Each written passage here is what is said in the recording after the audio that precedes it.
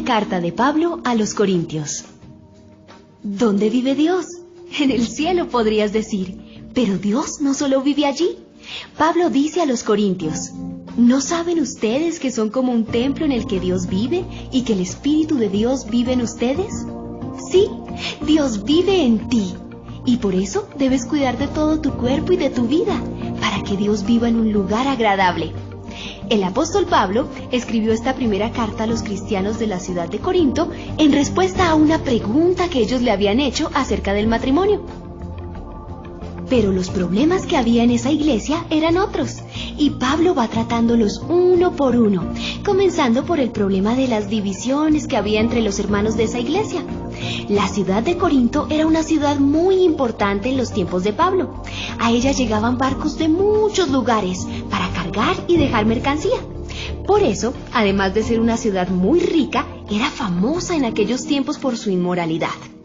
La conducta de sus habitantes era muy mala. Además, se pasaban más tiempo en diversiones que en otra cosa. Ahí estaban los templos del dios griego Apolo y de Afrodita, la diosa del amor. En los cultos a estos dioses se hacían cosas prohibidas por Dios. Hasta se había inventado el verbo corintear para hablar de cometer los peores pecados.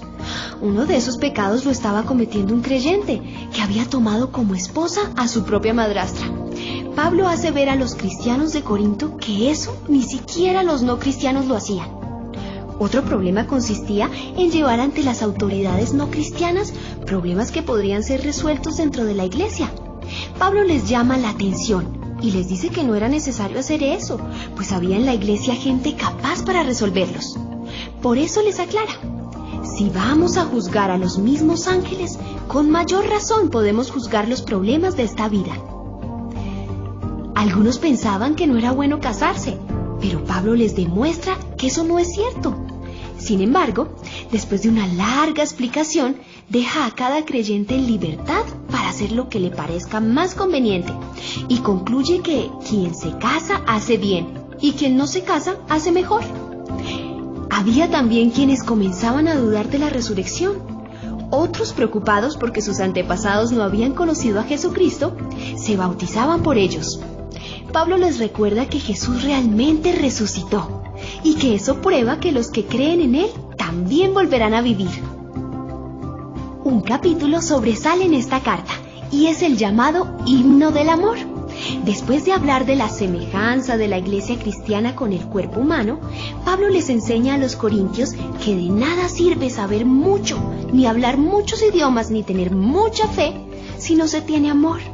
Y concluye que hay 3 cosas que son permanentes: la confianza en Dios, la seguridad de que Él cumplirá sus promesas y el amor. De estas 3 cosas, la más importante es el amor. Esa carta que Pablo escribió es la que estás a punto de oír.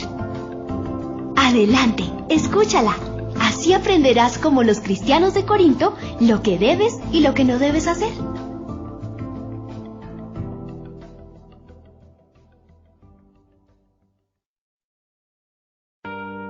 Primera carta de Pablo a los Corintios, capítulo 1. Saludo.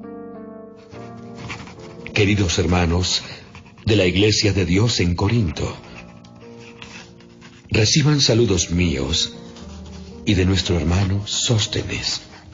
Yo, Pablo, deseo de todo corazón que nuestro Padre Dios y el Señor Jesucristo les den mucho amor y paz.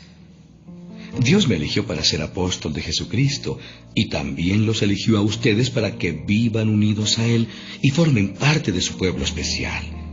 Así estarán unidos a nosotros y a todos los que adoran y alaban a nuestro Señor Jesucristo en todo el mundo. La oración de Pablo. Siempre le doy gracias a Dios por ustedes. Dios fue bueno y les dio a Jesucristo, y además los ayudó a que comprendieran su mensaje y lo comunicaran mejor. Ustedes creyeron totalmente en el mensaje de Jesucristo. Por eso, mientras esperan que Jesucristo vuelva, no les faltará ninguna bendición de Dios. De ese modo, no dejarán de confiar en Él, y cuando Jesús llegue, nadie los acusará de haber hecho algo malo. Dios los eligió a ustedes para que compartan todo con su Hijo Jesucristo, nuestro Señor, y Él siempre cumple su palabra. Vivamos unidos. Hermanos míos, yo les ruego de parte de nuestro Señor Jesucristo que se pongan todos de acuerdo y que no haya divisiones entre ustedes. Al contrario, vivan unidos y traten de ponerse de acuerdo en lo que piensan. Algunos de la familia de Chloe me dijeron que hay asuntos por los que ustedes están discutiendo mucho. Mientras que algunos dicen, yo soy seguidor de Pablo, otros dicen, yo no, yo soy seguidor de Apolo. Y hay otros que responden, pues yo soy seguidor de Pedro. Y aún otros dicen, yo sigo a Cristo. Pero no hay tal cosa como un Cristo dividido. Además, no fui yo el que murió en la cruz para salvarlos a ustedes, ni fueron ustedes bautizados en mi nombre. Así que no tienen por qué formar un grupo de seguidores míos. Gracias a Dios, solo bauticé a Crispo, a Gayo y a la familia de Estéfanas. No recuerdo haber bautizado a nadie más. En todo caso, nadie puede decir que fue bautizado en mi nombre. Y es que Cristo no me mandó a bautizar, sino a anunciar la buena noticia. Y no me mandó a anunciarla con palabras elegantes. Si yo hago que la gente se fije más en mí que en Cristo, su muerte en la cruz no servirá de nada.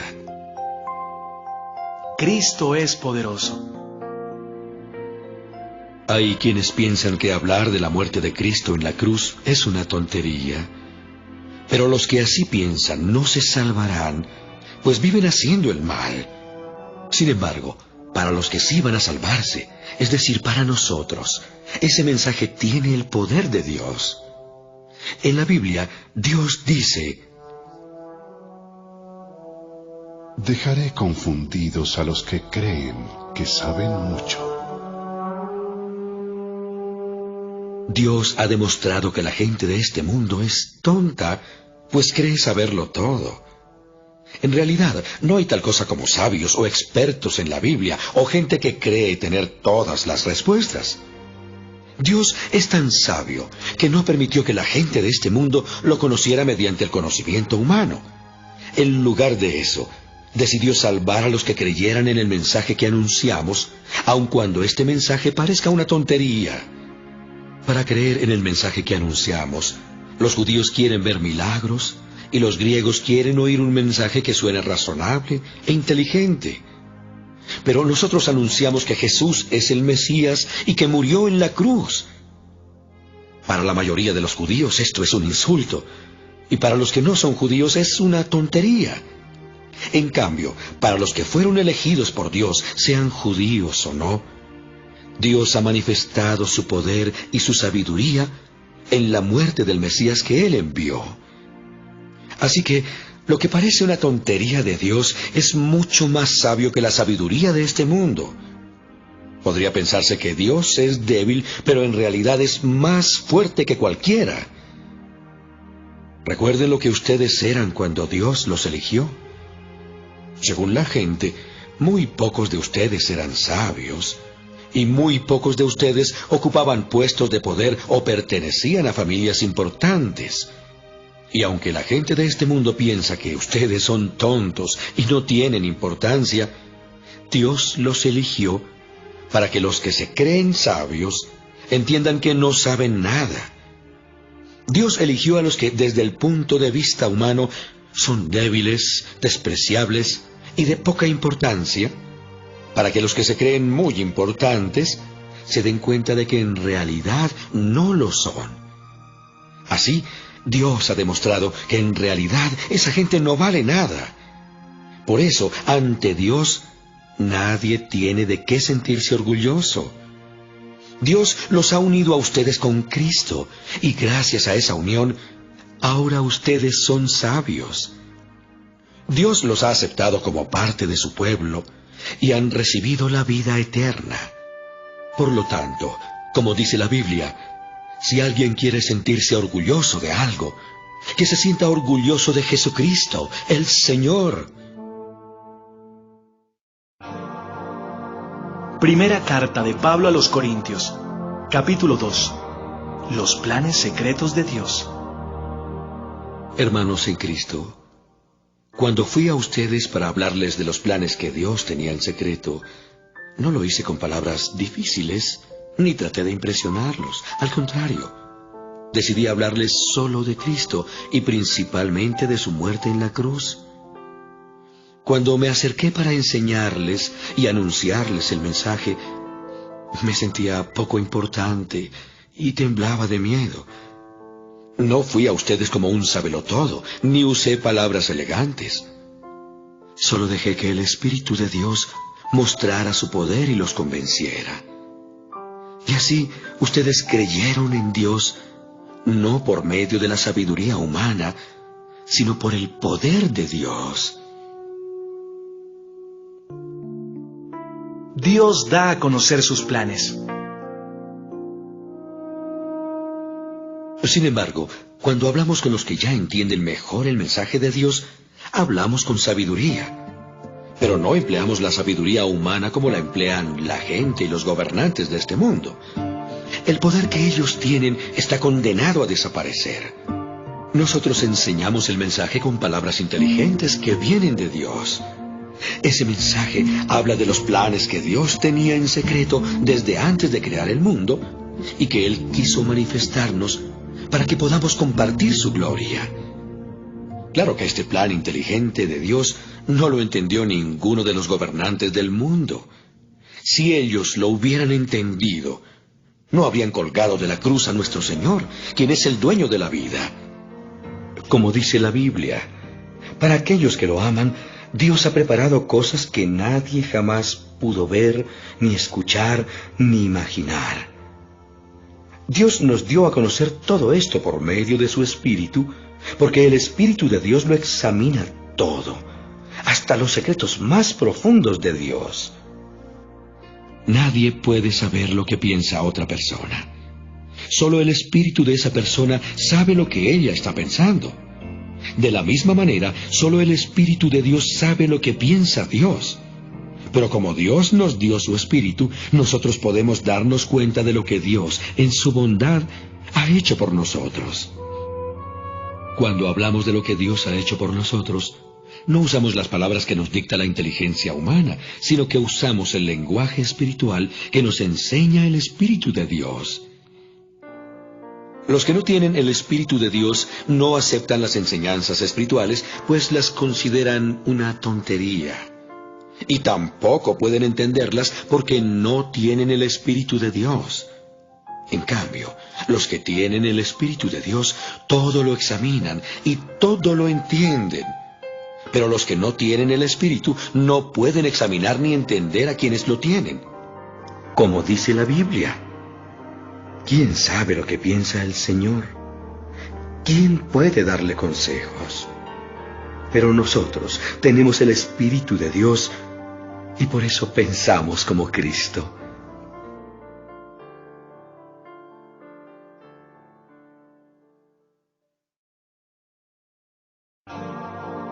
Primera carta de Pablo a los Corintios, capítulo 3. Servidores de Dios. Hermanos míos, antes de ahora no les pude hablar como a quienes ya tienen el Espíritu de Dios, porque ustedes se comportaban como la gente pecadora de este mundo. Por eso tuve que hablarles como si apenas comenzaran a creer en Cristo. En vez de enseñarles cosas difíciles, les enseñé cosas sencillas, porque ustedes parecen niños pequeños que apenas pueden tomar leche y no alimentos fuertes. En aquel entonces no estaban preparados para entender cosas más difíciles. Y todavía no lo están, pues siguen viviendo como la gente pecadora de este mundo. Tienen celos los unos de los otros y se pelean entre ustedes. Porque cuando uno dice, yo soy seguidor de Pablo, y otro contesta, yo soy seguidor de Apolo, están actuando como la gente de este mundo. ¿No se dan cuenta de que así se comportan los pecadores? Después de todo, Apolo y yo solo somos servidores de Dios para ayudarlos a creer en Jesucristo. Cada uno de nosotros hizo lo que el Señor nos mandó hacer. Yo les anuncié a ustedes la buena noticia de Jesucristo, y Apolo les enseñó a seguir confiando en Él. Pero es Dios quien los ha hecho confiar más en Cristo. Así que lo importante no es quién anuncia la noticia, ni quién la enseña. El único importante es Dios, que es quien aumenta nuestra confianza en Cristo. Tanta importancia tienen los que anuncian la noticia como los que la enseñan. Cada uno de ellos recibirá su premio según el trabajo que haya hecho. Apolo y yo somos servidores de Dios, y ustedes son como un campo de trigo, como un edificio construido por Dios, del cual Dios es el dueño. Dios, por su bondad, me permitió actuar como si yo fuera el arquitecto de ese edificio. Y yo, como buen arquitecto, puse una base firme. Les di la buena noticia de Jesucristo. Luego, otros construyeron sobre esa base. Pero cada uno debe tener cuidado de la manera en que construye, porque nadie puede poner una base distinta de la que ya está puesta, y esa base es Jesucristo. A partir de esa base podemos seguir construyendo con oro, plata, piedras preciosas, madera, paja o caña. Pero cuando llegue el fin del mundo, Dios pondrá a prueba lo que cada uno enseñó.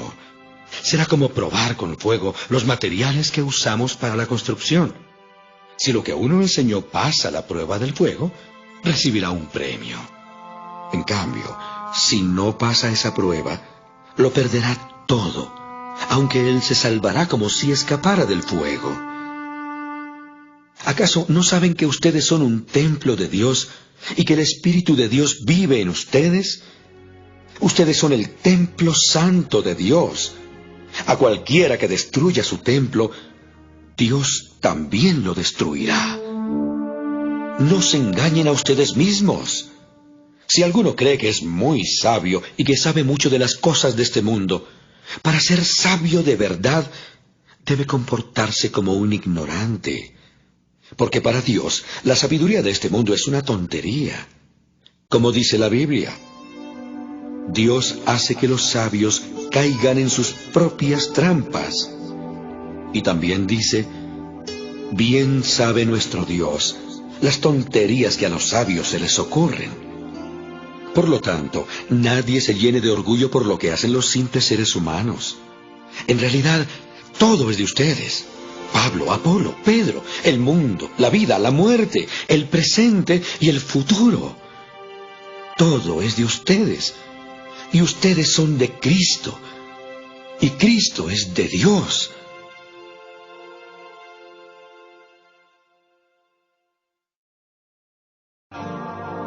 Primera carta de Pablo a los Corintios, capítulo 4. Servidores de Cristo.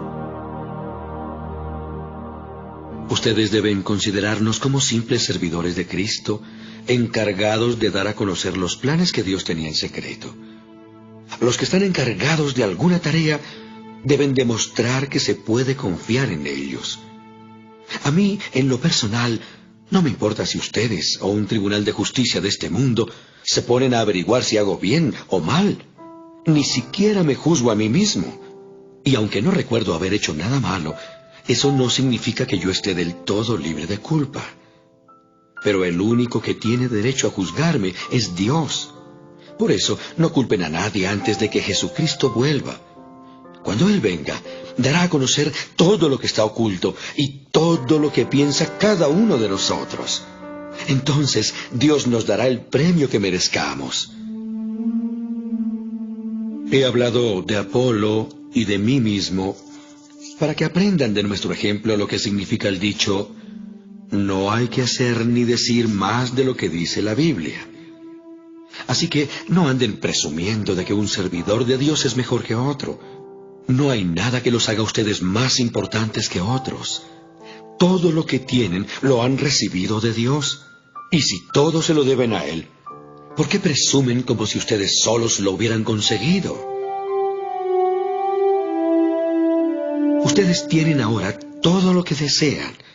Ya son ricos y actúan como reyes, como si no necesitaran de nosotros. Ojalá que de veras fueran reyes. Así nosotros podríamos reinar junto con ustedes. Pero me parece que a nosotros, los apóstoles, Dios nos ha dejado en el último lugar. Parecemos prisioneros condenados a muerte. Somos el hazmerreír del mundo entero y hasta de los ángeles. Por obedecer a Cristo, la gente nos considera tontos. En cambio, gracias a Cristo, a ustedes los consideran sabios. Nosotros somos los débiles y ustedes los fuertes.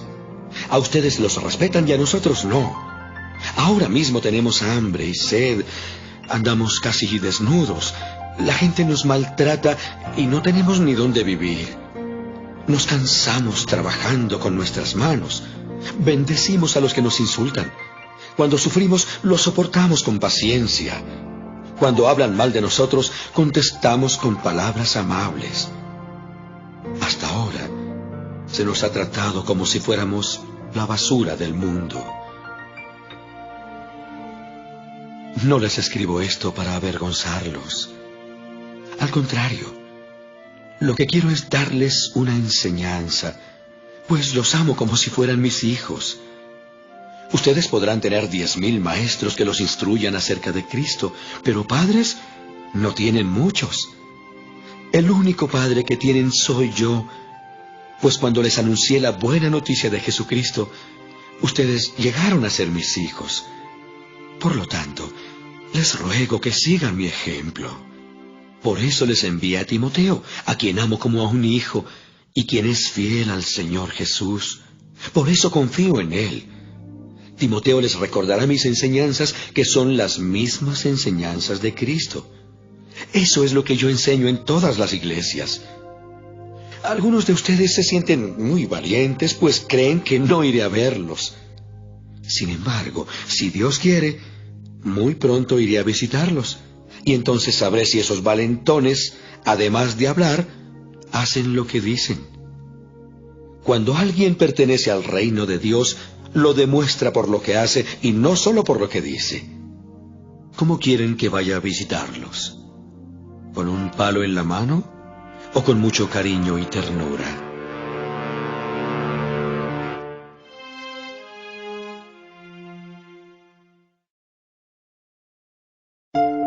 Primera carta de Pablo a los Corintios, capítulo 5. Disciplina en la iglesia. Ya todo el mundo sabe que uno de ustedes está viviendo con su madrastra como si fuera su esposa. ¡Muy mal! Eso no lo hacen ni los no cristianos. Y ustedes presumen de esto cuando deberían estar tristes y echar de la iglesia a ese hombre. Yo, aunque estoy lejos, siempre me preocupo y pienso en ustedes. Así que cuando se reúnan, imagínense que estoy con ustedes y recuerden que tienen el poder y la autoridad del Señor Jesús. Por eso, de parte de Jesucristo, les digo que ese hombre es culpable y que deben entregarlo a Satanás. De ese modo, aunque Satanás destruya su cuerpo, su espíritu se salvará cuando vuelva el Señor Jesús. Ay, no está bien que ustedes se sientan orgullosos de esto. Seguramente saben que con un poco de levadura se infla toda la masa. Por lo tanto, dejen de pecar. El pecado es como levadura vieja que a todos echa a perder. Si dejan de pecar, serán personas nuevas, como los panes nuevos y sin levadura que se comen en la Pascua. Nuestra nueva vida es como una fiesta de Pascua. Nuestro Cordero de la Pascua es Cristo, que fue sacrificado en la cruz. Nosotros somos como el pan de la fiesta y debemos ser como el pan sin levadura, es decir, sinceros y honestos. No seamos malos ni hagamos daño a nadie, pues seríamos como el pan que se hace con levadura vieja. En la carta que les escribí antes, les ordené que no tuvieran nada que ver con las personas que tienen relaciones sexuales prohibidas. No quise decir que se aparten totalmente de ellas, pues para no juntarse con personas así, tendrían que salir de este mundo. No podrían apartarse totalmente de los que siempre desean más de lo que tienen, ni de los ladrones, ni de los que adoran a los ídolos, ni de los borrachos o de los que hablan mal de los demás. Lo que quise decir fue que no deben tener amistad con los que dicen que son cristianos, pero hacen esas cosas. Con personas así ni siquiera deben sentarse a comer. A mí no me toca juzgar a los que no son de la iglesia. Ya Dios los juzgará. Pero ustedes sí deben juzgar a los de la iglesia y hacer lo que dice la Biblia. Echen lejos de ustedes al pecador. Primera carta de Pablo a los Corintios, capítulo 6. Arreglemos los problemas entre nosotros.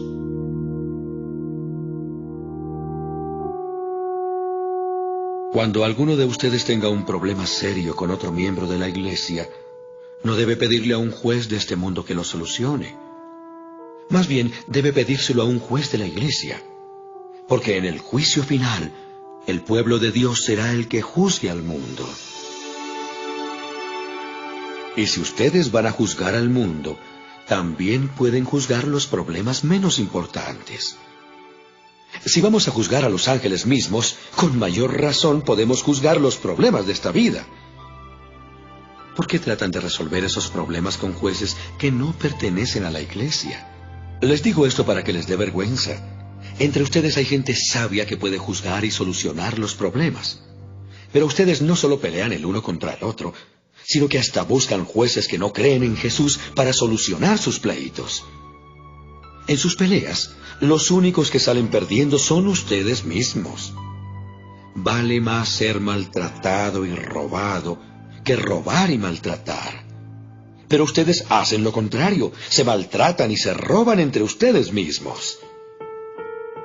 No se dejen engañar. Ustedes bien saben que los que hacen lo malo no participarán en el reino de Dios. Me refiero a los que tienen relaciones sexuales prohibidas, a los que adoran a los ídolos, a los que son infieles en el matrimonio, a los afeminados, a los hombres que tienen relaciones sexuales con otros hombres, a los ladrones, a los que siempre quieren más de lo que tienen, a los borrachos, a los que hablan mal de los demás y a los tramposos. Ninguno de ellos participará del reino de Dios.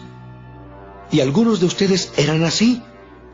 Pero Dios les perdonó esos pecados, los limpió y los hizo parte de su pueblo. Todo esto fue posible por el poder del Señor Jesucristo y del Espíritu de nuestro Dios. Agrademos a Dios con todo lo que somos. Algunos de ustedes dicen: soy libre de hacer lo que yo quiera. Claro que sí, pero no todo lo que uno quiere conviene. Por eso no permito que nada me domine. También dicen: la comida es para el estómago y el estómago es para la comida. Claro que sí, pero Dios va a destruir las dos cosas. En cambio, el cuerpo no es para que lo usemos en relaciones sexuales prohibidas.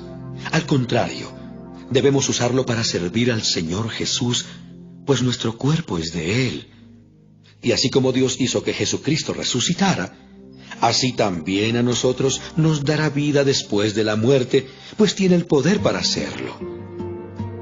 Ustedes saben que cada uno de ustedes forma parte de la iglesia, que es el cuerpo de Cristo.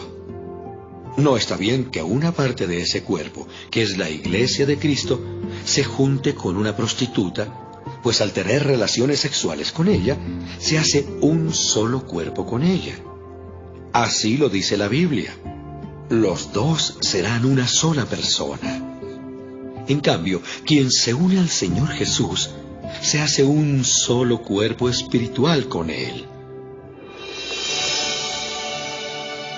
No tengan relaciones sexuales prohibidas. Ese pecado le hace más daño al cuerpo que cualquier otro pecado. El cuerpo de ustedes es como un templo, y en ese templo vive el Espíritu Santo que Dios les ha dado. Ustedes no son sus propios dueños. Cuando Dios los salvó, en realidad los compró, y el precio que pagó por ustedes fue muy alto. Por eso deben dedicar su cuerpo a honrar y agradar a Dios.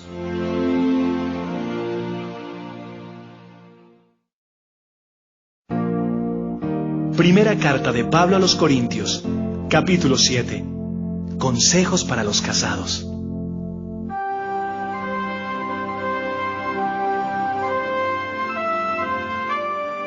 En la carta que recibí de ustedes me preguntaban si está bien que la gente no se case. Claro que está bien, pero es mejor que cada hombre tenga su propia esposa y que cada mujer tenga su propio esposo para que no caigan en relaciones sexuales prohibidas. El esposo debe tener relaciones sexuales solo con su esposa y la esposa debe tenerlas solo con su esposo. Ni él ni ella son dueños de su propio cuerpo, sino que son el uno para el otro. Por eso, ninguno de los dos debe decirle al otro que no desea tener relaciones sexuales. Sin embargo, pueden ponerse de acuerdo los dos y dejar de tener relaciones por un tiempo para dedicarse a orar. Pero después deben volver a tener relaciones. No vaya a ser que al no poder controlar sus deseos, Satanás los haga caer en una trampa. Por supuesto, les estoy dando un consejo, no una orden. Yo preferiría que tanto los solteros como las viudas se quedaran sin casarse, pero a cada uno Dios le ha dado capacidades distintas. Unos hacen esto y otros aquello. Pero si no pueden dominar sus deseos sexuales, es mejor que se casen. Como dice el dicho, vale más casarse que quemarse.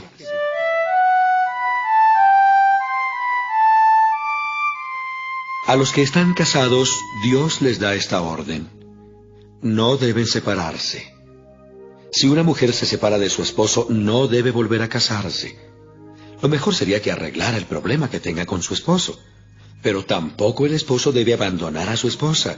Y esto no lo ordeno yo, sino Dios. A los demás les aconsejo lo siguiente. Si alguno de la iglesia está casado con una mujer que no sea cristiana, pero ella quiere seguir viviendo con él, no deben separarse. Del mismo modo, si una mujer de la iglesia está casada con un hombre que no sea cristiano, pero él quiere seguir viviendo con ella, tampoco deben separarse. Porque el esposo que no cree en Cristo puede ser aceptado por Dios si está unido a una mujer cristiana.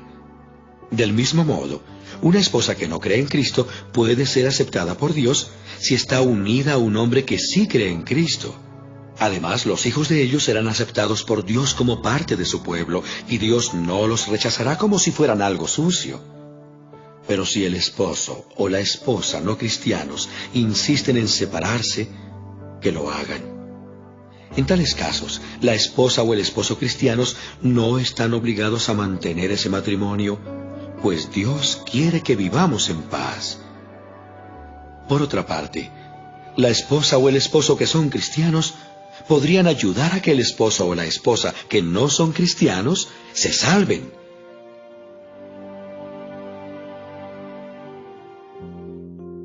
Lo importante es obedecer a Dios.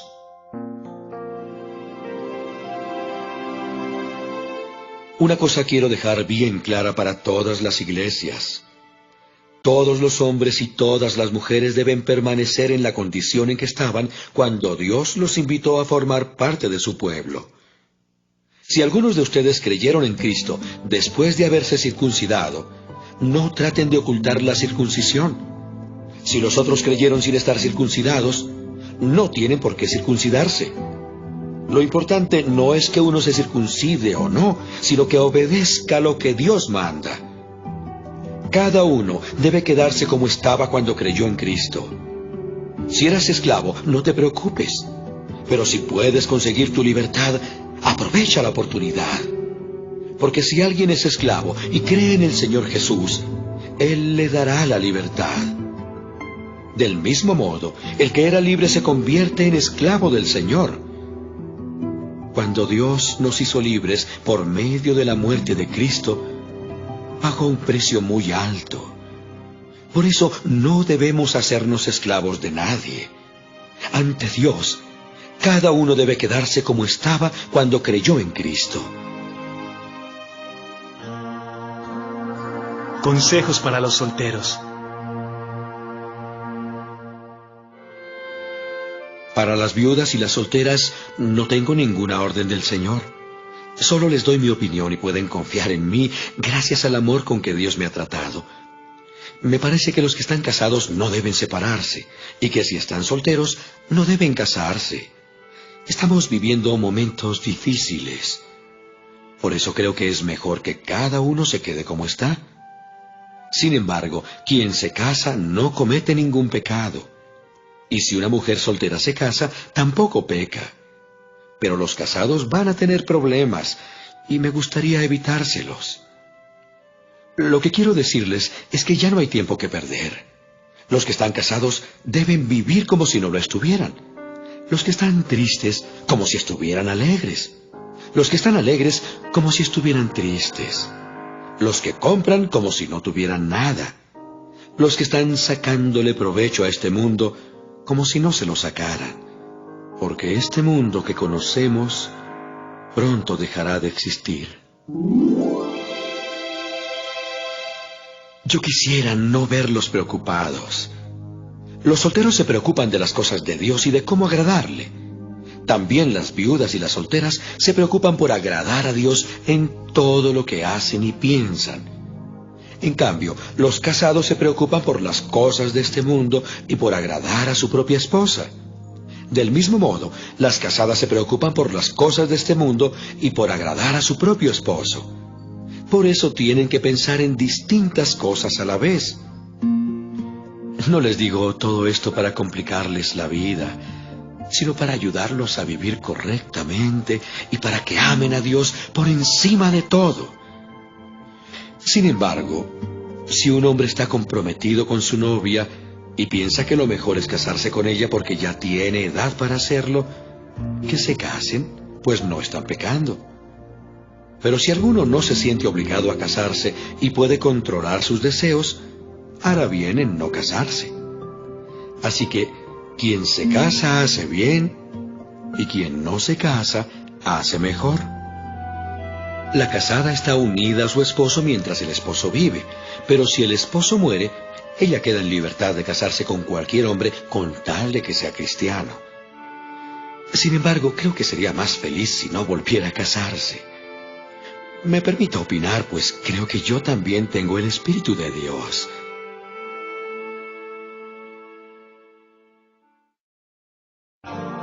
Primera carta de Pablo a los Corintios, capítulo 8. No hagamos pecar a los más débiles. Todos nosotros sabemos algo acerca de esto. Sin embargo, debemos reconocer que el conocimiento nos vuelve orgullosos, mientras que el amor fortalece nuestra vida cristiana. Sin duda, el que cree que sabe mucho, en realidad no sabe nada. Pero Dios reconoce a todo aquel que lo ama. En cuanto a esto de comer alimentos ofrecidos a los ídolos, bien sabemos que los ídolos no tienen vida y que solamente hay un Dios. Algunos llaman dioses o señores a muchas cosas que hay en el cielo y en la tierra. Sin embargo, para nosotros solo hay un Dios, que es el Padre. Él creó todas las cosas y nosotros vivimos para Él. También hay solo un Señor, que es Jesucristo. Dios creó todo por medio de Él y gracias a Él nosotros vivimos ahora. No todos saben estas cosas. Antes de creer en Cristo, algunos de ustedes adoraban ídolos y todavía creen que esos ídolos tienen vida. Por eso, cuando comen alimentos que fueron ofrecidos a los ídolos, les remuerde la conciencia y se sienten culpables. Pero nuestra relación con Dios no va a ser mejor o peor por causa de los alimentos que comamos. Sin embargo, aunque tengamos derecho a comer de todo, debemos tener cuidado de no causarles problemas a los miembros de la iglesia que todavía no están debidamente instruidos. Supongamos que uno de ustedes va a comer a un lugar donde se adora a los ídolos y que lo vea algún miembro de la iglesia que todavía cree que los ídolos tienen vida. Entonces, aunque bien sabemos que los ídolos no tienen vida, aquel miembro de la iglesia va a pensar que está bien adorar ídolos y dejará de creer en Cristo, quien murió por él. Cuando le hacemos daño a los miembros de la iglesia que no saben distinguir entre lo bueno y lo malo, también le hacemos daño a Cristo. Por eso yo jamás voy a comer algo si por comerlo hago que un miembro de la iglesia peque.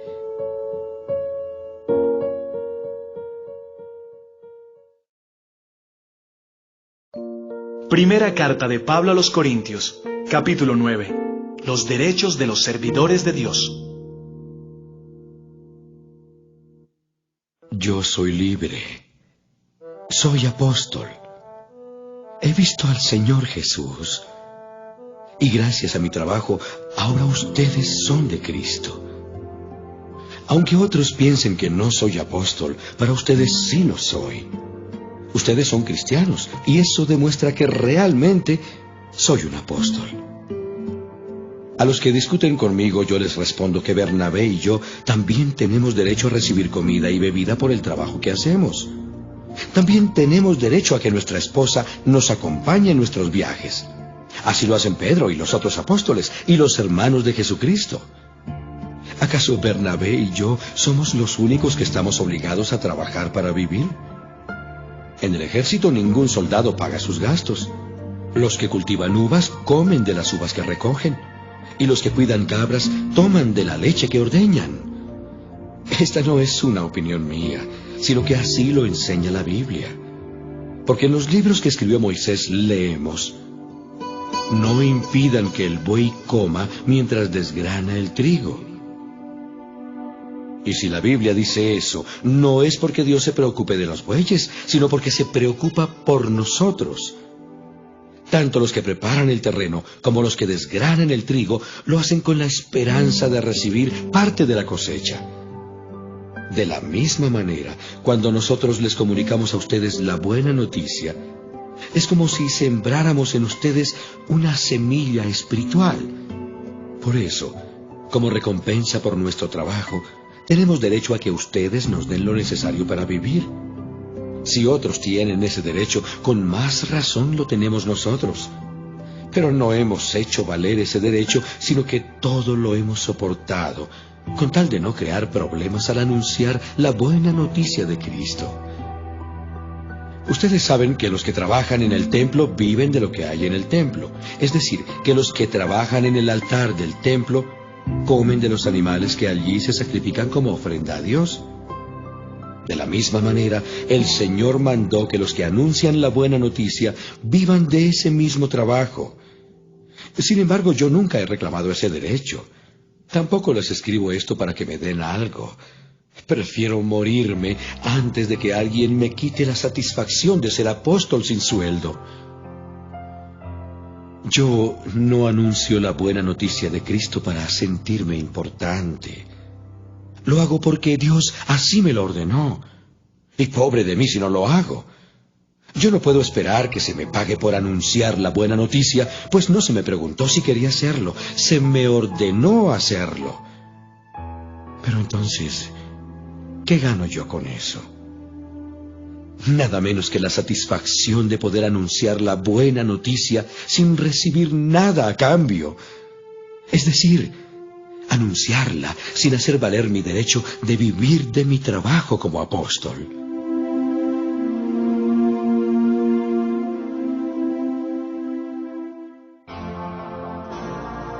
Esforcémonos. Aunque soy libre, vivo como si fuera el esclavo de todos. Así ayudo al mayor número posible de personas a creer en Cristo. Cuando estoy con los judíos, vivo como judío para ayudarlos a creer en Cristo. Por eso cumplo con la ley de Moisés, aunque en realidad no estoy obligado a hacerlo. Y cuando estoy con los que no obedecen la ley de Moisés, vivo como uno de ellos para ayudarlos a creer en Cristo. Esto no significa que yo no obedezca la ley de Dios. Al contrario, la obedezco, pues sigo la ley de Cristo. Cuando estoy con los que apenas empiezan a ser cristianos, me comporto como uno de ellos para poder ayudarlos. Es decir, me he hecho igual a todos para que algunos se salven. Y todo esto lo hago porque amo la buena noticia y porque quiero participar de sus buenos resultados. Esforcémonos para recibir nuestro premio. Ustedes saben que en una carrera no todos ganan el premio, sino uno solo. Pues nuestra vida como seguidores de Cristo es como una carrera. Así que vivamos bien para llevarnos el premio. Los que se preparan para competir en un deporte dejan de hacer todo lo que pueda perjudicarlos y lo hacen para ganarse un premio que no dura mucho. Nosotros, en cambio, lo hacemos para recibir un premio que dura para siempre. Yo me esfuerzo por recibirlo, así que no lucho sin un propósito. Al contrario, vivo con mucha disciplina y trato de dominarme a mí mismo. Pues si anuncio a otros la buena noticia, no quiero que al final Dios me descalifique a mí. Primera carta de Pablo a los Corintios, capítulo 10. Obedezcamos y adoremos solo a Dios. Queridos hermanos en Cristo, tengan presente que cuando nuestros antepasados cruzaron el mar de los juncos, Dios los cubrió a todos ellos con una nube. De ese modo, todos fueron bautizados en la nube y en el mar, y así quedaron unidos a Moisés como seguidores suyos. Todos ellos comieron el alimento espiritual que Dios les ofreció. Cristo los acompañaba, y era la roca espiritual que les dio agua para calmar su sed. De esa agua espiritual bebieron todos. Sin embargo, la mayoría de esa gente no agradó a Dios. Por eso murieron y sus cuerpos quedaron tendidos en el desierto. De esto que le sucedió a nuestro pueblo, nosotros tenemos que aprender nuestra lección. No debemos desear hacer lo malo como ellos, ni debemos adorar a los ídolos como hicieron algunos. Así dice la Biblia: la gente se sentó a comer y beber, y luego se puso a bailar en honor de los ídolos. Tampoco debemos tener relaciones sexuales prohibidas, como lo hicieron algunos de ellos. Por eso, en un solo día murieron 23,000. No tratemos de ver cuánto podemos pecar sin que Cristo nos castigue. Algunos del pueblo lo hicieron y murieron mordidos por serpientes. Tampoco debemos quejarnos, como algunos de ellos lo hicieron. Por eso el ángel de la muerte los mató. Todo eso le sucedió a nuestro pueblo para darnos una lección. Y quedó escrito en la Biblia para que nos sirva de enseñanza a los que vivimos en estos últimos tiempos. Por eso que nadie se sienta seguro de que no va a pecar, pues puede ser el primero en hacerlo. Ustedes no han pasado por ninguna tentación que otros no hayan tenido. Y pueden confiar en Dios, pues Él no va a permitir que sufran más tentaciones de las que pueden soportar. Además, cuando vengan las tentaciones, Dios mismo les mostrará cómo vencerlas, y así podrán resistir. Por eso, queridos hermanos, no adoren a los ídolos. Ustedes son personas inteligentes y estoy seguro de que me entienden. En la cena del Señor, cuando tomamos la copa y pedimos que Dios la bendiga, todos nosotros estamos participando de la sangre de Cristo. Y cuando partimos el pan, también participamos todos del cuerpo de Cristo. Aunque somos muchos, somos un solo cuerpo, porque comemos de un solo pan. Por ejemplo, en el pueblo de Israel, los que comen la carne de los animales que se sacrifican en el altar del templo, participan de ellos con Dios y con los que toman parte en el sacrificio. Eso no quiere decir que yo reconozca algún valor en los ídolos que otros pueblos adoran o en los alimentos que se les ofrecen. Cuando los que no creen en Cristo ofrecen algo, se lo dan a los demonios y no a Dios. Y yo no quiero que ustedes tengan nada que ver con los demonios. Ustedes no pueden beber de la copa en la cena del Señor y al mismo tiempo beber de la copa que se usa en las ceremonias donde se honra a los demonios. Tampoco pueden participar en la cena del Señor y al mismo tiempo participar en las fiestas para los demonios. ¿O es que quieren que Dios se enoje? Nosotros no somos más fuertes que Dios. Busquemos el bien de los demás. Algunos de ustedes dicen, ¿yo soy libre de hacer lo que quiera? Claro que sí. Pero no todo lo que uno quiere conviene, ni todo fortalece la vida cristiana. Por eso tenemos que pensar en el bien de los demás y no solo en nosotros mismos. Dios es dueño de toda la tierra y de todo lo que hay en ella.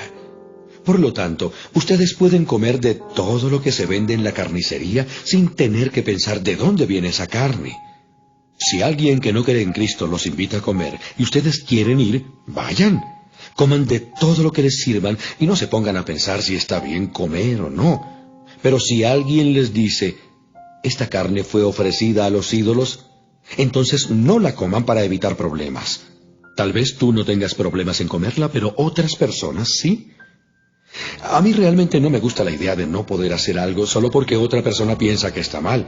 Pues si yo le doy gracias a Dios por la comida, ¿por qué me van a criticar por comerla? Siempre que ustedes coman o beban o hagan cualquier otra cosa, háganlo para honrar a Dios. No les causen problemas a los judíos, ni a los que no son judíos, ni a los que son de la iglesia de Dios. En todo lo que hago, yo trato de agradar a todas las personas. No busco ventajas para mí mismo, sino que busco el bien de los demás para que se salven.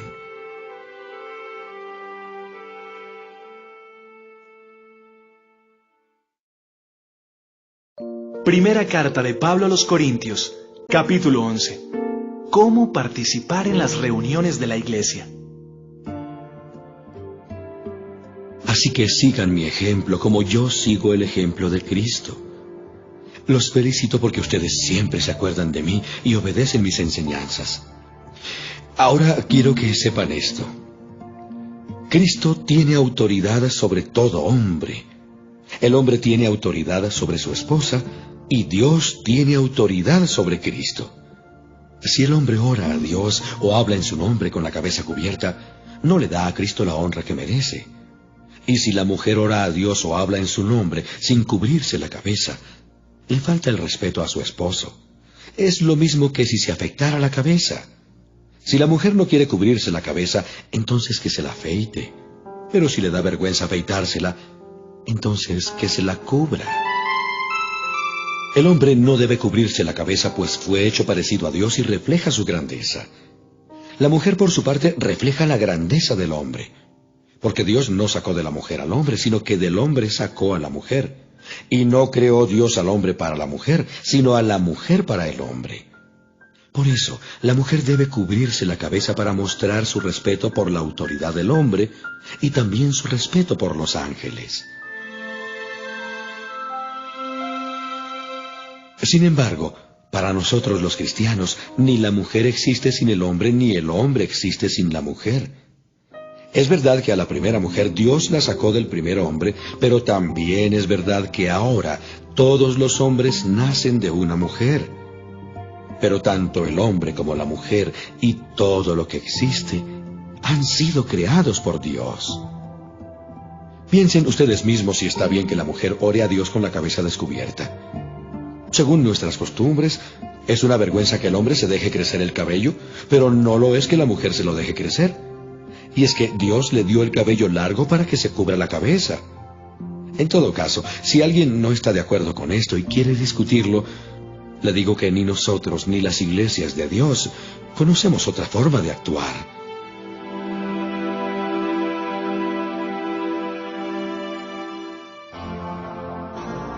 La cena del Señor.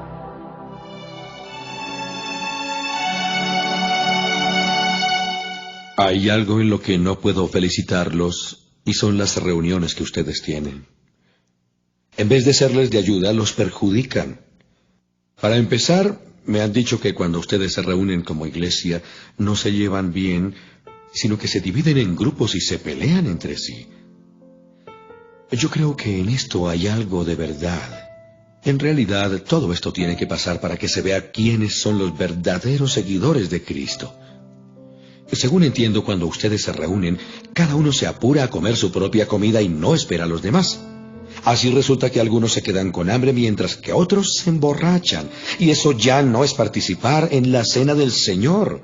Más bien, eso es una falta de respeto a la iglesia de Dios y es poner en vergüenza a los pobres. Si lo que quieren es comer y emborracharse, mejor quédense en sus casas. ¿O esperan acaso que los felicite? Pues no hay razón para felicitarlos. Lo que el Señor Jesucristo me enseñó es lo mismo que yo les he enseñado a ustedes. La noche en que el Señor Jesús fue traicionado, tomó en sus manos pan, dio gracias a Dios, lo partió en pedazos y dijo: Esto es mi cuerpo que es entregado en favor de ustedes. Cuando coman de este pan, acuérdense de mí. Después de cenar, Jesús tomó en sus manos la copa y dijo: Esta copa de vino es mi sangre. Con ella, Dios hace un nuevo compromiso con ustedes. Cada vez que beban de esta copa, acuérdense de mí. Así que cada vez que ustedes comen de ese pan o beben de esa copa, anuncian la muerte del Señor Jesús hasta el día en que Él vuelva.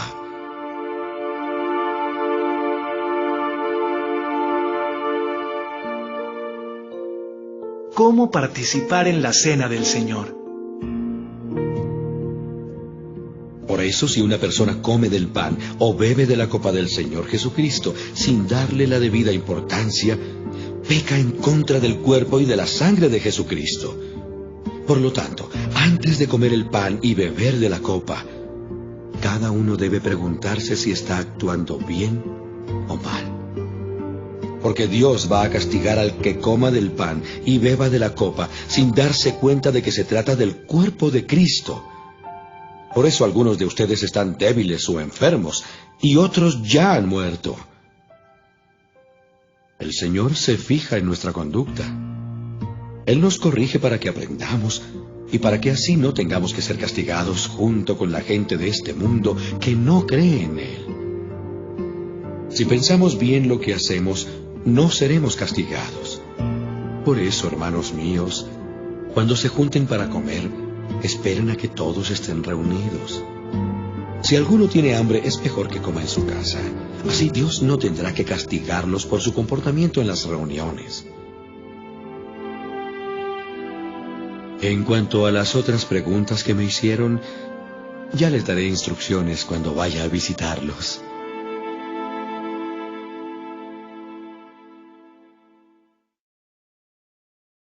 Primera carta de Pablo a los Corintios, capítulo 12. Las capacidades que da el Espíritu Santo. Queridos hermanos, quiero que sepan acerca de las capacidades que da el Espíritu Santo. Cuando ustedes aún no habían creído en Cristo, cometían el error de adorar ídolos que ni siquiera pueden hablar. Solo quienes son guiados por el Espíritu Santo reconocen que Jesús es el Señor. Por eso quiero que entiendan que ninguna persona puede maldecir a Jesús si es guiada por el Espíritu Santo. Los que pertenecen a la iglesia pueden tener distintas capacidades, pero todas ellas las da el mismo Espíritu. Se puede servir al Señor de distintas maneras, pero todos sirven al mismo Señor. Se pueden realizar distintas actividades, pero es el mismo Dios quien da a cada uno la habilidad de hacerlas. Dios nos enseña que cuando el Espíritu Santo nos da alguna capacidad especial, lo hace para que procuremos el bien de los demás. A algunos, el Espíritu les da la capacidad de hablar con sabiduría. A otros les da la capacidad de hablar con mucho conocimiento. A otros les da una gran confianza en Dios. Y a otros les da el poder de sanar a los enfermos. Algunos reciben el poder de hacer milagros y otros reciben la autoridad de hablar de parte de Dios. Unos tienen la capacidad de reconocer al Espíritu de Dios y de descubrir a los espíritus falsos. Algunos pueden hablar en idiomas desconocidos y otros pueden entender lo que se dice en esos idiomas. Pero es el Espíritu Santo mismo el que hace todo esto y el que decide qué capacidad darle a cada uno.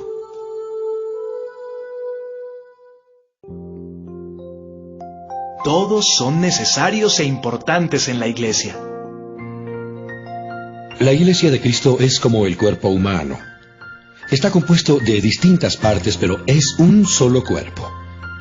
Entre nosotros, unos son judíos y otros no lo son. Algunos son esclavos y otros son personas libres. Pero todos fuimos bautizados por el mismo Espíritu Santo para formar una sola iglesia y un solo cuerpo.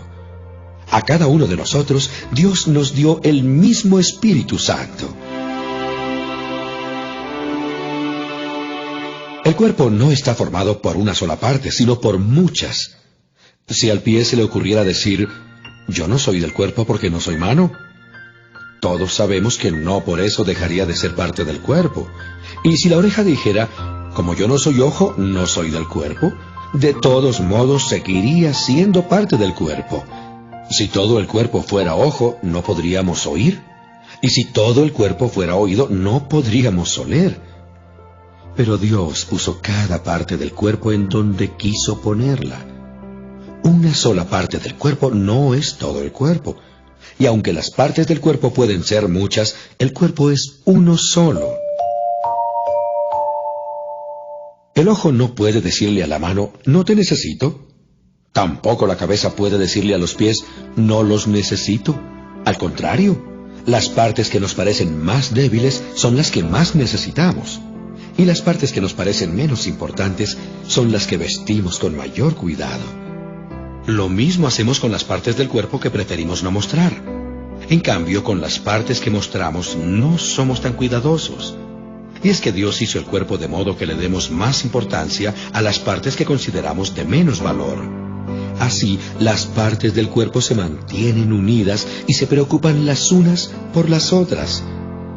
Cuando una parte del cuerpo sufre, también sufren todas las demás. Cuando se le da importancia a una parte del cuerpo, las partes restantes se ponen contentas. Cada uno de ustedes es parte de la iglesia y todos juntos forman el cuerpo de Cristo. En la iglesia, Dios le dio una función a cada una de las partes. En primer lugar, puso apóstoles. En segundo lugar, puso profetas. Y en tercer lugar, puso maestros. También hay algunos que hacen milagros y otros que tienen la capacidad de sanar a los enfermos. Algunos ayudan, otros dirigen y aún otros hablan en idiomas desconocidos. No todos son apóstoles, profetas o maestros. Tampoco todos pueden hacer milagros o curar enfermos.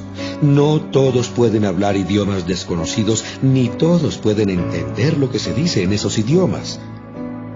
Está muy bien que ustedes quieran recibir del Espíritu las mejores capacidades. Yo, por mi parte, voy a enseñarles algo más importante.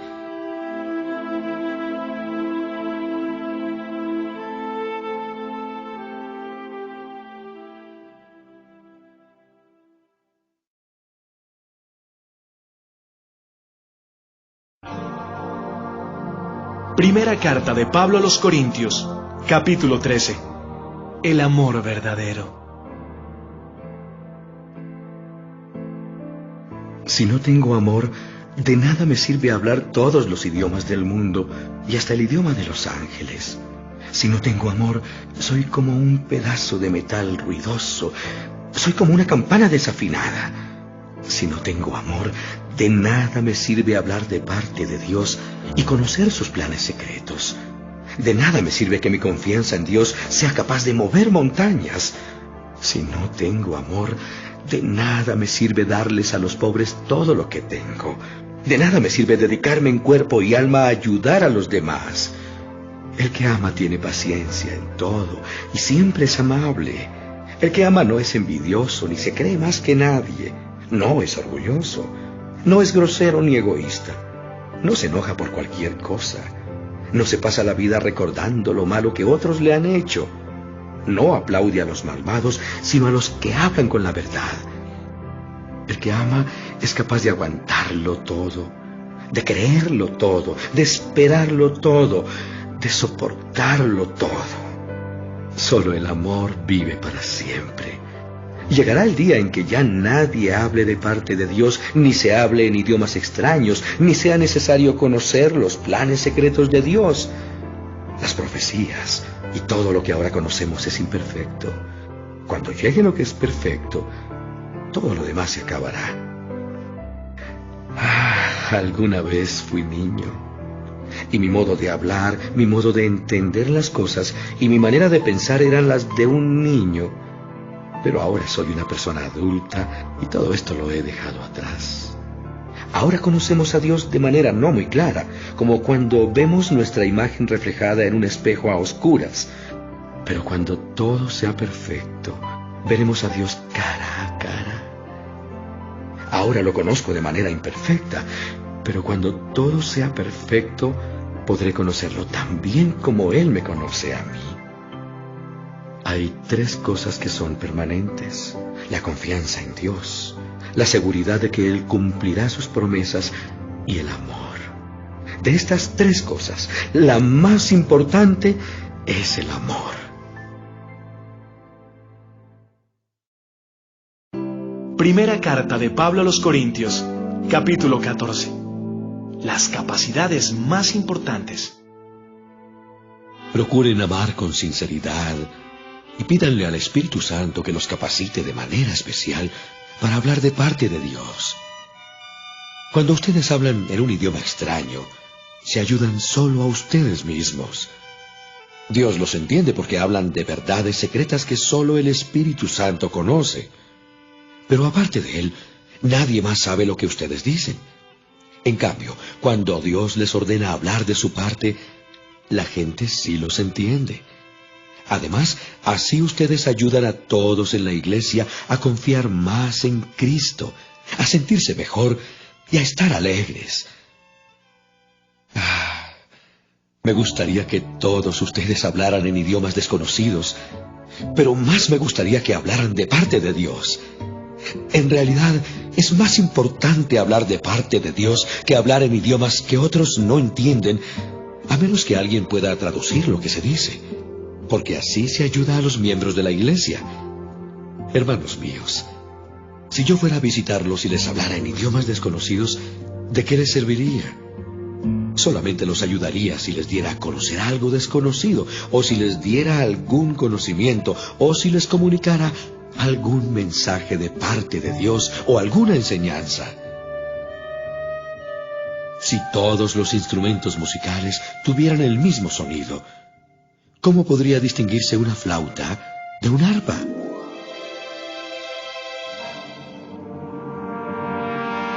Si en una guerra nadie pudiera distinguir el sonido de la trompeta que anuncia la batalla, ninguno se prepararía para combatir. Algo así pasa cuando ustedes hablan en idiomas desconocidos. Si nadie entiende lo que significan, es como si estuvieran hablándole al aire. En el mundo hay muchos idiomas y en todos ellos se pueden decir cosas que tienen sentido. Pero si alguien me habla y yo no entiendo lo que dice, esa persona pensará que soy un extranjero. Y lo mismo pensaré yo si esa persona no me entiende a mí. Por eso, ya que desean las capacidades que da el Espíritu, traten de tener aquellas que ayuden a todos los de la iglesia. Por lo tanto, cuando ustedes hablen en idiomas desconocidos, deben pedirle a Dios que les dé la capacidad de explicar lo que estén diciendo. Por ejemplo, si yo oro en un idioma desconocido, el que ora es mi espíritu, porque yo no entiendo lo que digo. ¿Qué debo hacer entonces? Pues orar y cantar con mi espíritu, pero también orar y cantar con mi entendimiento. Porque si tú das gracias a Dios con tu espíritu y te escucha algún extraño, no podrá unirse a tu oración si no entiende lo que dices. Y no podrá hacerlo porque no habrá comprendido nada. Tu oración podrá ser muy buena, pero no estarás ayudando a nadie. Yo le doy gracias a Dios de que hablo en idiomas desconocidos más que todos ustedes. Sin embargo, cuando estoy en la iglesia, prefiero decir 5 palabras que se entiendan y que ayuden a otros, más que decir 10,000 palabras en un idioma que nadie entiende. Hermanos en Cristo, sean inocentes como niños, pero no piensen como niños. Piensen como personas maduras. Dios dice en la Biblia: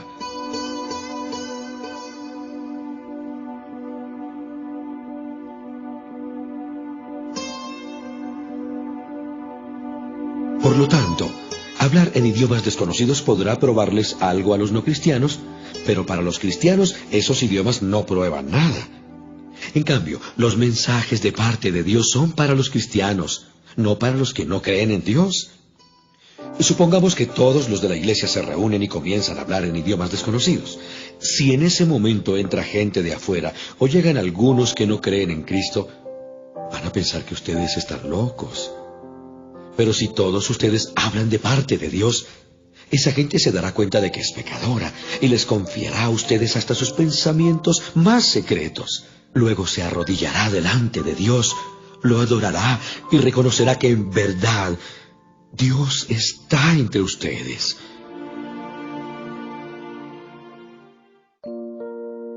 Las reuniones de la iglesia. Hermanos míos, cuando se reúnen, todo lo que hagan debe ayudar a los demás. Unos pueden cantar, otros pueden enseñar o comunicar lo que Dios les haya mostrado. Otros pueden hablar en idiomas desconocidos o traducir lo que se dice en esos idiomas.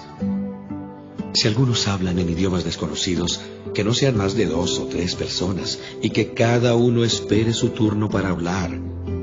Además, alguien debe traducir lo que estén diciendo. Pero si no hay en la iglesia nadie que traduzca, entonces deben callarse o hablar solo para sí mismos y para Dios. Y si algunos hablan de parte de Dios, que sean solo 2 o 3 personas. Los demás deben prestar atención para ver si el mensaje es de parte de Dios o no. Pero si alguno de los que están sentados recibe un mensaje de Dios, el que está hablando debe callarse y dejar que la otra persona diga lo que tenga que decir.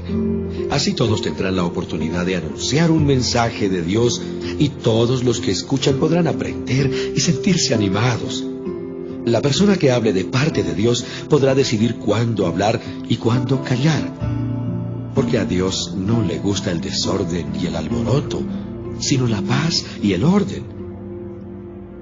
Como es costumbre en nuestras iglesias, no se debe permitir que las mujeres hablen en las reuniones. La ley de Moisés dice que las mujeres deben aprender en silencio. Si quieren saber algo, que les pregunten a sus esposos cuando ya estén en su casa. Se ve mal que la mujer hable en la iglesia. Ustedes no inventaron el mensaje de Dios, ni fueron los únicos que lo recibieron. Si alguien cree que puede hablar de parte de Dios o cree que obedece al Espíritu Santo en todo, debe reconocer que esto que les escribo es una orden de Dios. Pero si no lo quiere reconocer, ustedes no deben prestarle atención. Mis queridos hermanos, ustedes deben procurar hablar de parte de Dios y no impidan que se hablen idiomas desconocidos, pero háganlo todo de manera correcta y ordenada.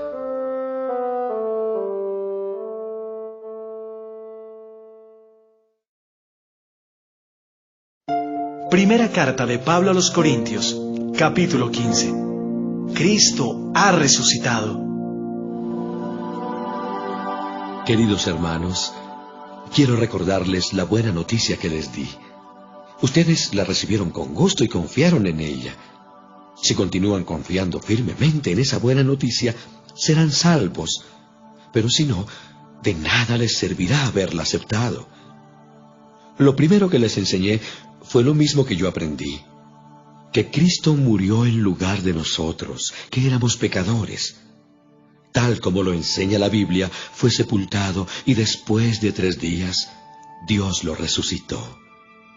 Primero se le apareció a Pedro, después a los 12 apóstoles. Luego se les apareció a más de 500 de sus seguidores a la vez. Algunos de ellos todavía viven y otros ya murieron. Más tarde se apareció a Santiago y luego a todos los apóstoles. Por último, se me apareció a mí, a pesar de que lo conocí mucho tiempo después que los otros apóstoles. Por eso me considero el menos importante de los apóstoles y ni siquiera merezco que la gente me llame así, pues le hice mucho daño a la iglesia de Dios. Sin embargo, Dios fue bueno conmigo y por eso soy apóstol. No desprecié el poder especial que me dio y trabajé más que los otros apóstoles, aunque en realidad todo lo hice gracias a ese poder especial de Dios. Pero ni yo ni los otros apóstoles importamos. Lo que sí importa es que todos nosotros hemos anunciado esa buena noticia y que ustedes han creído en ella. Nosotros también resucitaremos. La buena noticia que anunciamos es que Dios resucitó a Cristo. Pero entonces, ¿cómo es que algunos de ustedes dicen que los muertos no resucitan? Porque si los muertos no resucitan, entonces Cristo tampoco resucitó. Y si Cristo no resucitó, esta buena noticia que anunciamos no sirve para nada, y de nada sirve tampoco que ustedes crean en Cristo. Si fuera cierto que los muertos no resucitan, nosotros estaríamos diciendo una mentira acerca de Dios, pues afirmamos que Él resucitó a Cristo. Si en realidad los muertos no resucitan, entonces tampoco Cristo resucitó. Y si Cristo no resucitó, de nada sirve que ustedes crean en Él, pues sus pecados aún no habrán sido perdonados. Y los que antes creyeron en Cristo y murieron están totalmente perdidos. Si nuestra esperanza es que Cristo nos ayude solamente en esta vida, no hay nadie más digno de lástima que nosotros. Sin embargo, Cristo resucitó. Esto nos enseña que también resucitarán los que murieron. Por el pecado de Adán, todos fuimos castigados con la muerte. Pero gracias a Cristo, ahora podemos volver a vivir. Cada uno resucitará a su debido tiempo. Primero Cristo. Después, cuando Él vuelva, resucitarán los que creyeron en Él. Luego vendrá el fin del mundo, cuando Cristo derrotará a todas las autoridades y a todos los poderes, y le entregará el reinado a Dios, el Padre. Cristo reinará hasta que haya vencido a todos sus enemigos. El último enemigo que Cristo vencerá es la muerte. Cuando la Biblia dice, Dios puso todo bajo su dominio, la palabra todo no incluye a Dios, porque es Dios quien puso todo bajo la autoridad de Cristo. Y cuando todo está bajo el dominio del Hijo, Él mismo se pondrá bajo la autoridad de Dios. Así Dios estará sobre todas las cosas, pues Él es quien puso todo bajo el dominio de Cristo. Algunos se bautizan en lugar de alguien que ya ha muerto y piensan que así los salvarán. Pero si en verdad los muertos no vuelven a vivir, ¿para qué bautizarse? ¿Y para qué poner en peligro nuestra vida en todo momento?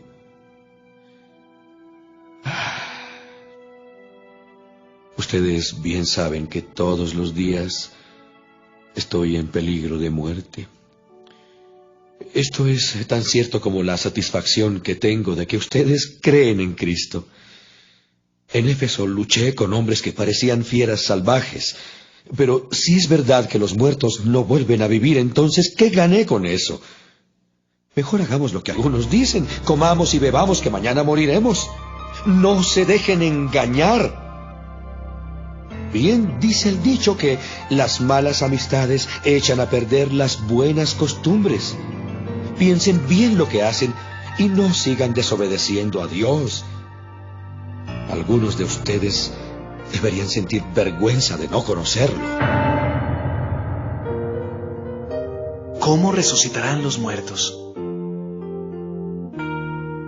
Tal vez alguien me pregunte, ¿y cómo volverán los muertos a la vida? ¿Qué clase de cuerpo tendrán?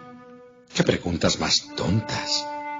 Para que una planta crezca, primero tiene que morir la semilla que fue sembrada. Lo que se siembra es una simple semilla de trigo o de alguna otra cosa muy distinta de la planta que va a nacer. A cada semilla, Dios le da el cuerpo que Él quiere darle. No todos los cuerpos son iguales. Los seres humanos tenemos una clase de cuerpo y los animales tienen otra clase. Lo mismo pasa con los pájaros y los peces.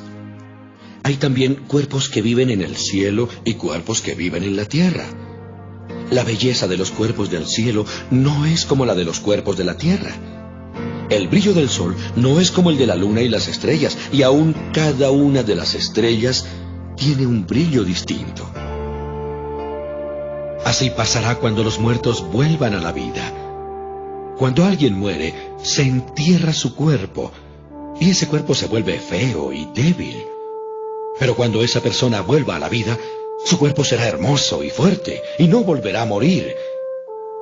Se entierra el cuerpo físico, pero resucita un cuerpo espiritual. Así como hay cuerpos físicos, también hay cuerpos espirituales. La Biblia dice que Dios hizo a Adán y que Adán fue el primer hombre con vida. Pero Cristo, a quien podemos llamar el último Adán, es un espíritu que da vida. Así que primero llegó a existir lo físico y luego lo espiritual. El primer hombre fue hecho del polvo de la tierra. El segundo hombre vino del cielo. Todos los que vivimos en esta tierra tenemos un cuerpo como el de Adán, que fue hecho de la tierra. Todos los que viven en el cielo tienen un cuerpo como el de Cristo. Y así como nos parecemos al primer hombre que fue sacado de la tierra, así también nos pareceremos a Cristo que es del cielo. Hermanos míos, lo que es de sangre y carne no tiene cabida en el reino de Dios, que es eterno. Les voy a contar algo que Dios tenía en secreto. No todos moriremos, pero todos seremos transformados. En un abrir y cerrar de ojos, cuando Cristo vuelva, se oirá el último toque de la trompeta y los muertos volverán a vivir para no morir jamás. Y nosotros seremos transformados. Dios cambiará estos cuerpos nuestros que mueren y se destruyen por cuerpos que vivirán para siempre y nunca serán destruidos.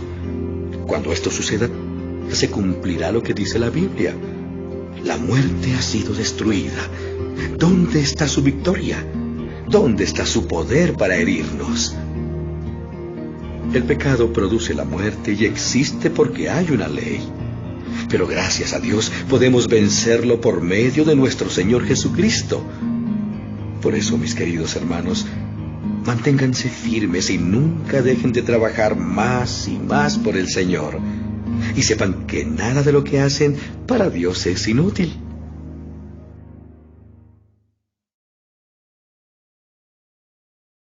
Primera carta de Pablo a los Corintios, capítulo 16. Una ayuda para los hermanos de otra iglesia.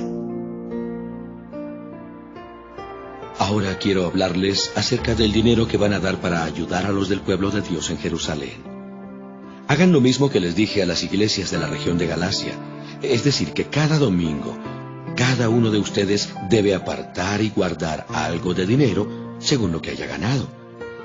De este modo no tendrán que recogerlo cuando yo vaya a verlos. Elijan algunos hermanos para que lleven el dinero a Jerusalén.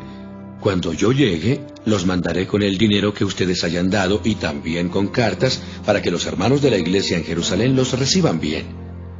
Si ustedes creen conveniente que yo también vaya, iré con ellos. Los planes de Pablo. Después de pasar por la región de Macedonia, iré a Corinto. Tal vez entonces me quede con ustedes algún tiempo, posiblemente todo el invierno. Así podrán ayudarme a pagar mi próximo viaje.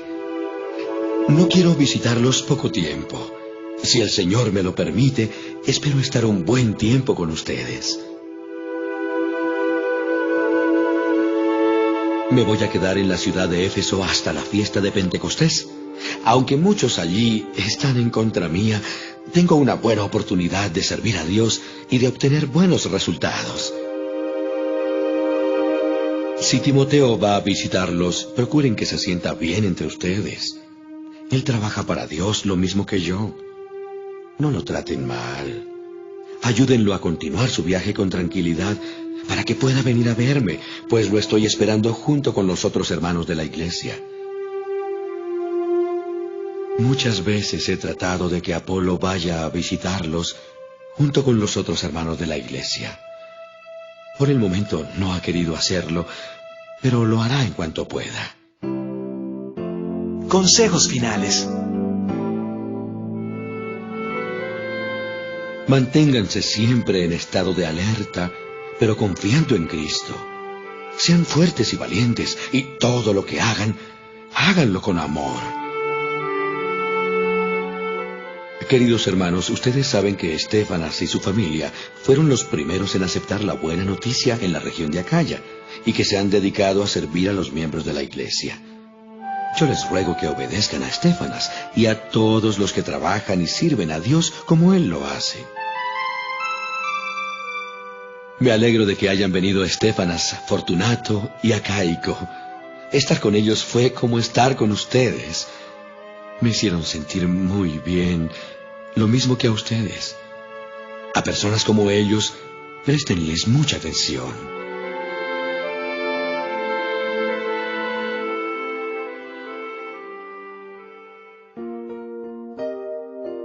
Saludo y despedida. Las iglesias de la provincia de Asia les mandan saludos. También Áquila y Prisca, y la iglesia que se reúne en su casa, les mandan cariñosos saludos en el nombre del Señor. Todos los hermanos de la iglesia les mandan saludos. Salúdense unos a otros con un beso de hermanos. Yo, Pablo, les escribo este saludo con mi propia mano. Si alguien no ama al Señor Jesucristo, que la maldición de Dios caiga sobre él. Yo, por mi parte, oro al Señor Jesucristo y le digo: ven, Señor nuestro. Que el amor del Señor Jesús los acompañe siempre. Yo los amo a todos ustedes con el amor del Señor Jesús.